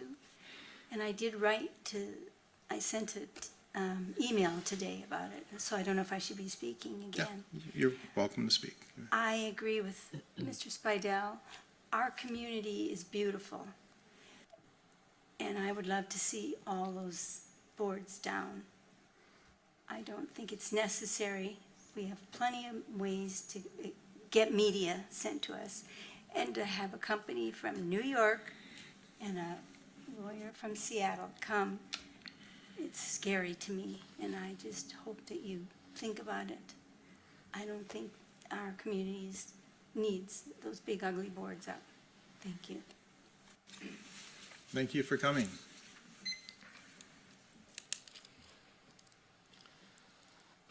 Anybody else? Oh, come on up, sir. Mr. Mayor, Council, for the record, my name is Dan Druva. I'm with Outfront Media, LLC. My address is 715 Northeast Everett Street, Portland, Oregon. I just wanted to make myself available if there's any questions from the council about the company, the way we operate digital billboards. But there was a couple of comments I did want to make in regards to some of the comments I've heard and some of the comments that I read online. First, I wanted to just echo the sentiment you heard from my colleague about the way we operate digital billboards and the safety concern. In 2007, Federal Highway Administration issued a memorandum summarizing extensive studies that were done that the conclusion was that there's no correlation with any increased traffic incidents and digital billboards. That sort of set the guidelines the way billboard companies operate from that point forward. And that's the guidelines that you see in settlement agreement with the dwell time and the brightness standards.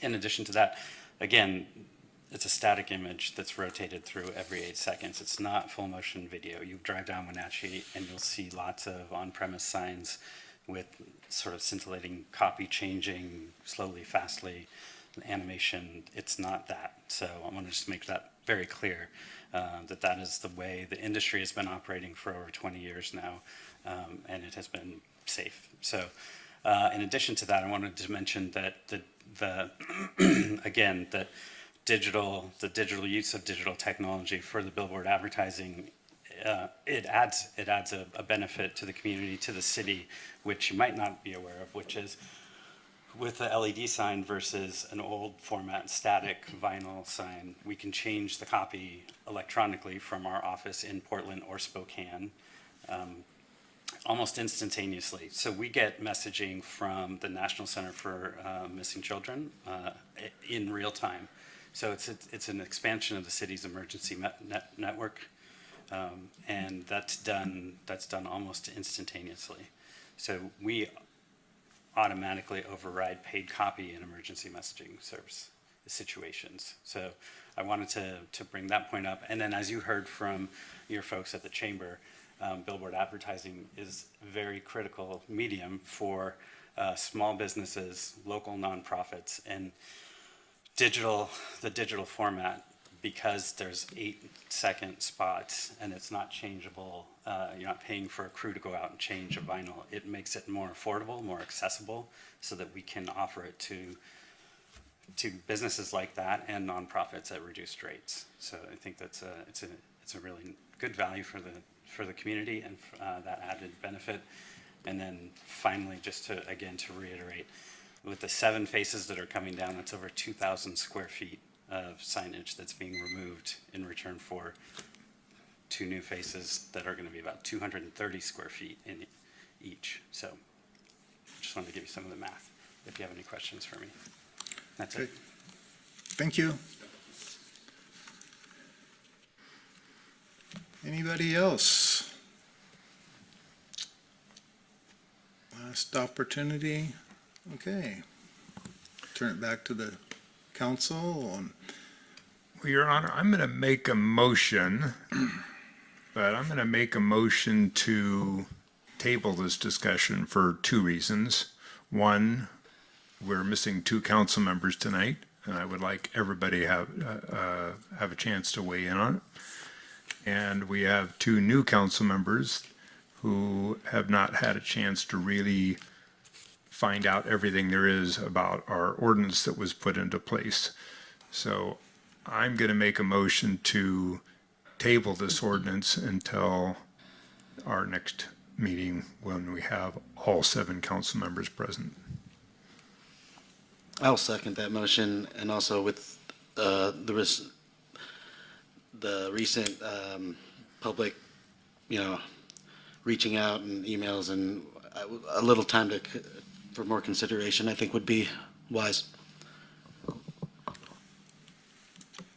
right, we have a motion by Councilmember Huffaker and second by Councilmember Rodenstisen to table ordinance 24-20. Any other discussion or comments? I would think that this would give opportunity for more community input. So I think that would be a good thing.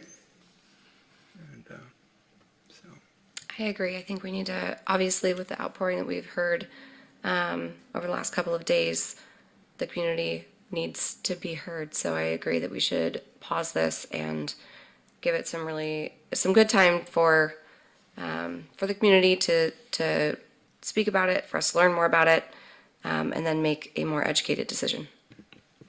I assume that, I have some discussion items right now, but we'll have opportunity to discuss when we come back in a month or 2 weeks. Are we tabling it to the next meeting? Is that right? To the next meeting, But when somebody all has to 7 pick. council I understand the members way are that available. works is Yeah. somebody has to pick that up, right? Okay. But there, this is actually a good time to have some discussion about it as well. I guess, I understand that the study shows that digital billboards are no more distracting than standard billboards. I say, why do we want any distraction out on the road? That is one thing. And then, I have not yet talked to a person who likes billboards, notwithstanding their business impact. But, so, those are just a couple of things that I've heard I've heard that repeatedly. Yeah, I agree. I think that I have concerns with the potential location. I think it's a pretty broad area. Obviously, there's a proposed site, but it could be anywhere between Fifth and Springwater, and that I have some concerns about that because as you get further south, there's more residents that live in that area. So I get concerned about impact to quality of life with the lighting and whatnot. And I know there's the shut-off time, but I'm also curious where they came up with the midnight to 6. I don't think that that's really going to make a huge impact. I think the location is a good point as well, and just, the math isn't 7 signs in other places equals 1 sign, we have to really look at where it is, who's affected, and so I agree.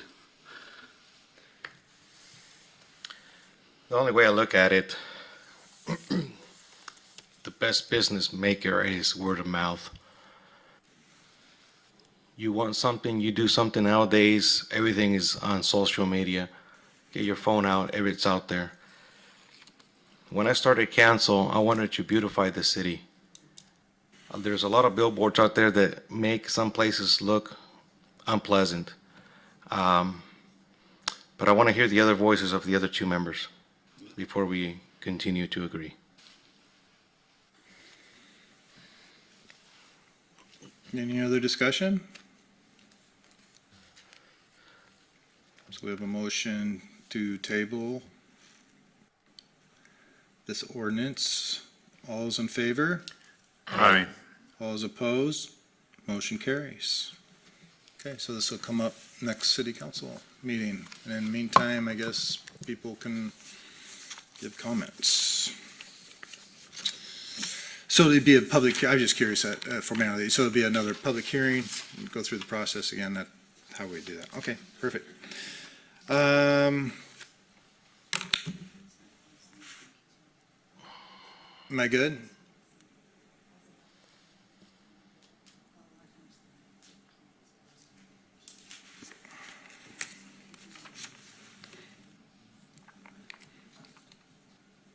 Just to clarify, I think you wanted time for additional public comment, right? So we do that as basically continuing the public hearing until the next meeting.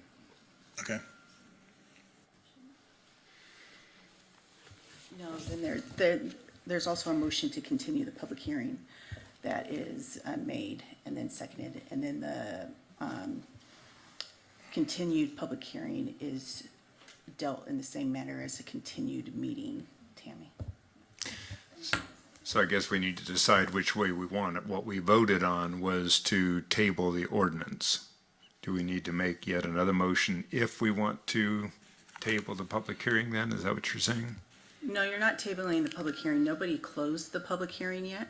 I thought Mike had said that Did you it was say closed.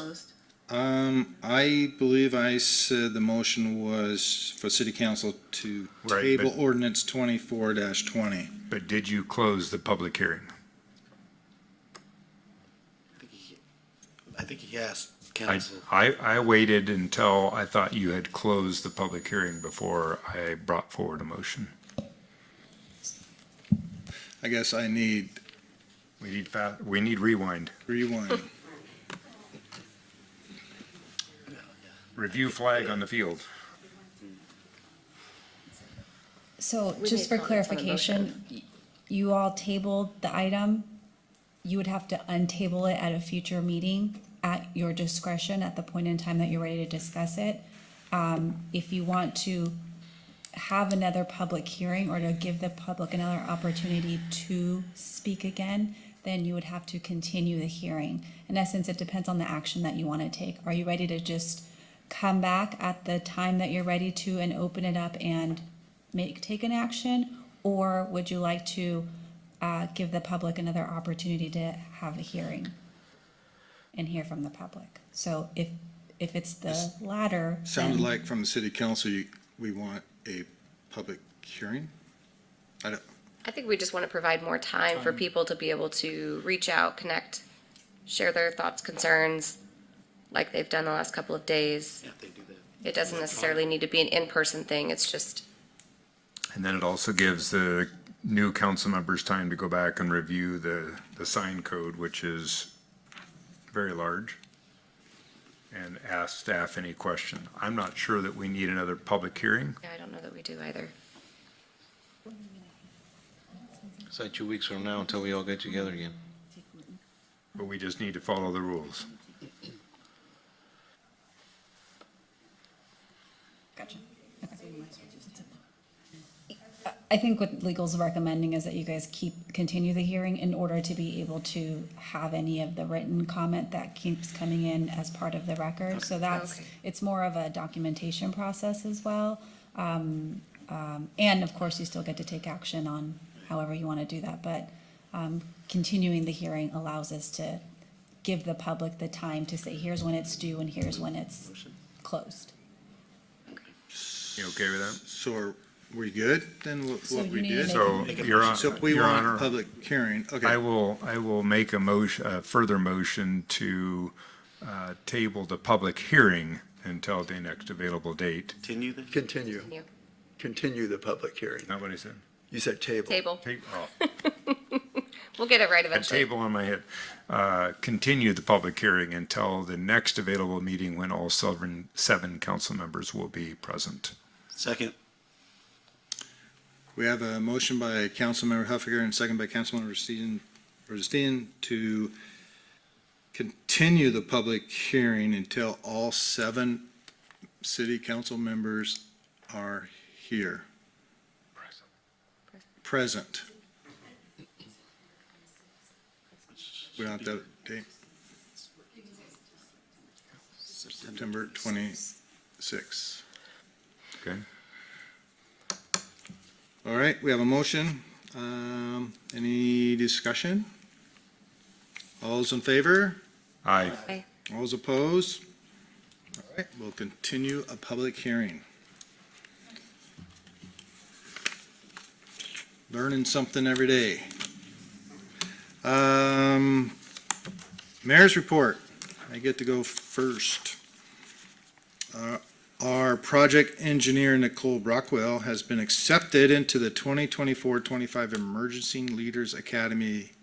So when you see her, tell her congrats. I guess it's a pretty tough deal. I don't know much about it. So when you see her, maybe reach out. Jake, I don't know if you have any more comments on that or not. Yeah, it's just a bit about the academy. It's the AP, American Public Works Association Emerging Leaders Academy. And so it's really intended for public work professionals that have been in the profession for less than 10 years. It's a national organization or academy. It's pretty competitive. And Nicole applied and was one of only 2 selected candidates in the state of Washington. And so as part of it, she'll get partnered with another group of candidates. They'll be assigned a project. They'll work on that all year on some kind of innovative topic, and then they will go present that at next year's National APWA Conference, which is in Chicago.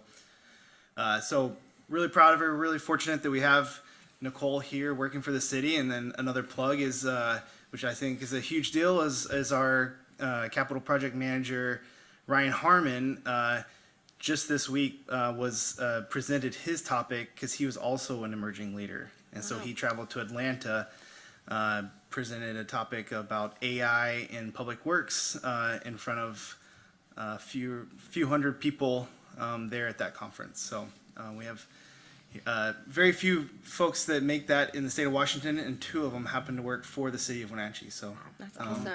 we're really set up for the future with who's coming to work here and delivering projects for the city. We got some superstars. Nice. Mr. Posenjack, can you tell us a little bit about the auditor's exit exam? We did have a couple city council members that joined in also. Yeah, sure. Each year, the city receives a state audit. They actually perform three different audits while they're here.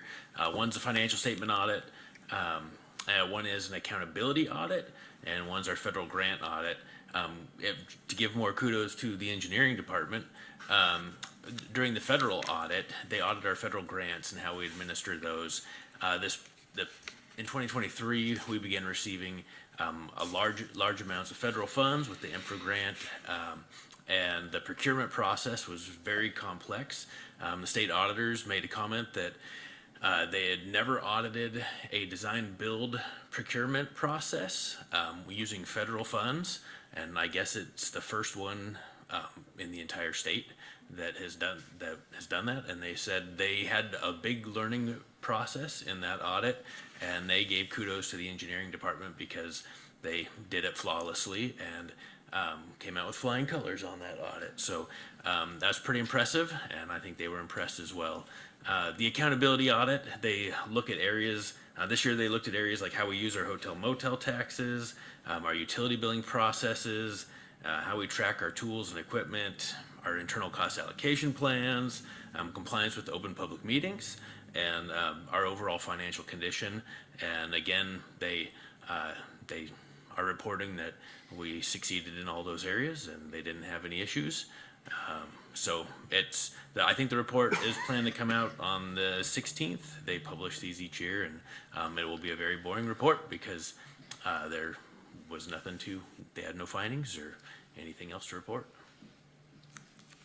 That was interesting to listen to the exit audit, and I'm glad we had a couple city council people there to get involved with that. That was impressive. Speaking of Jake, he got all of our money obligated, or it's coming up obligated September 30th. Maybe I better say it that way. For our infra grant of our 92 million, correct? It is in process, but it was a pretty big effort. Been working with our local programs here in Wenatchee, Washtenaw Local Programs Office for the last few months, really. But got the whole package and comments and everything, got through it all, and it's been shipped off to Olympia. So we're hoping to see that come through shortly and stay on track to deliver both of those infra projects. So my last good news is our Public Works Director, Mr. Wacholder. Can you tell him some good news that we heard today at the Chelan Douglas Transportation Council? Yes, happily, Mayor. Thank you, council members. Good evening. Happy to report that we received an additional $7 million towards the Confluence Parkway project. In brief summary, so Federal Highway Administration allocated some redistributed funds to Washington State that totaled $42 million. And basically what these funds are, these are projects that were not meeting timelines in other areas of the United States. And so they redistributed those funds. And of the $42 million in Washington State, we got $7 million for Confluence Parkway. So good news. Great. City Administrator, did I miss anything today? You did not. Tomorrow I will. Okay, what do we have from the City Council? What have you guys been up to? Last Monday, I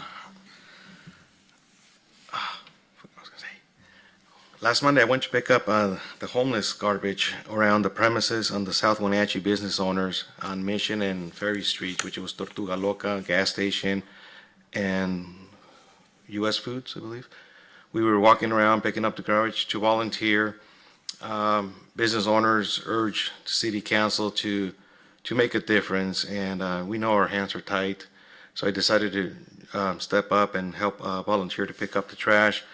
And we're looking to see if we can make it bi-weekly or monthly or something to do. And I'm looking for the help of the other council members to see if we can, around the community, help pick up garbage. At least we can do that.